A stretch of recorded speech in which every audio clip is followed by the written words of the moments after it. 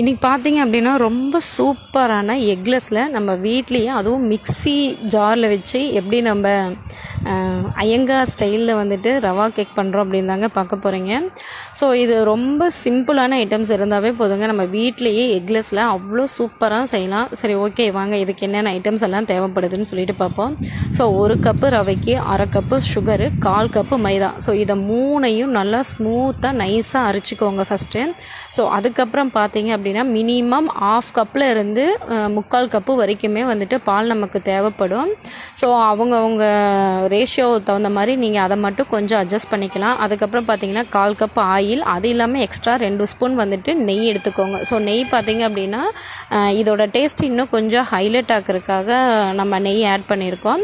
அதுக்கப்புறம் பார்த்தீங்கன்னா vanilla essence வந்துட்டு 1 டீஸ்பூன். இல்லை எனக்கு வெண்ணிலா வேண்டாம் அப்படின்னு நினச்சிங்கன்னா ஏலக்காய் வந்துட்டு அதோட சீட்ஸை மட்டும் எடுத்து நீங்கள் ரவை அரைக்கும் போது அதோட சேர்த்து ஆட் பண்ணிட்டீங்க அப்படின்னா உங்களுக்கு வெண்ணிலா எசன்ஸ் தேவைப்படாது. ஸோ இதை எல்லாத்தையுமே நல்லா ஸ்மூத்தாக அரைச்சிட்டு ஃப்ரீ ஹீட் பண்ண ஓவனாக இருந்தாலும் சரி, இல்லை நீங்கள் கேஸில் பண்ணுறதா இருந்தாலும் சரி, ஒரு 10 மினிட்ஸ் வந்துட்டு ஃப்ரீ ஹீட் பண்ணிவிட்டு அதுக்கப்புறம் இந்த கேக் பேட்டரை எடுத்து 30 மினிட்ஸ் 180 டிகிரியில் நீங்கள் வச்சு எடுத்தீங்க அப்படின்னா ரொம்ப சூப்பரான பேக்கரி ஸ்டைல், அதுவும் ஐயங்கார் பேக்கரி ஸ்டைல் ரவா கேக்கு ரெடி ஆகிடுங்க. ஸோ கண்டிப்பாக நீங்கள் உங்கள் வீட்டில் மறக்காமல் ட்ரை பண்ணி பார்த்துட்டு எப்படி இருக்குதுன்னு சொல்லுங்கள். ஸோ இதே மாதிரி யூஸ்ஃபுல்லான வீடியோஸ் வேணும் அப்படின்னா மறக்காமல் என்னை ஃபாலோ பண்ணிவிட்டு கமெண்ட் பண்ணுங்கள்.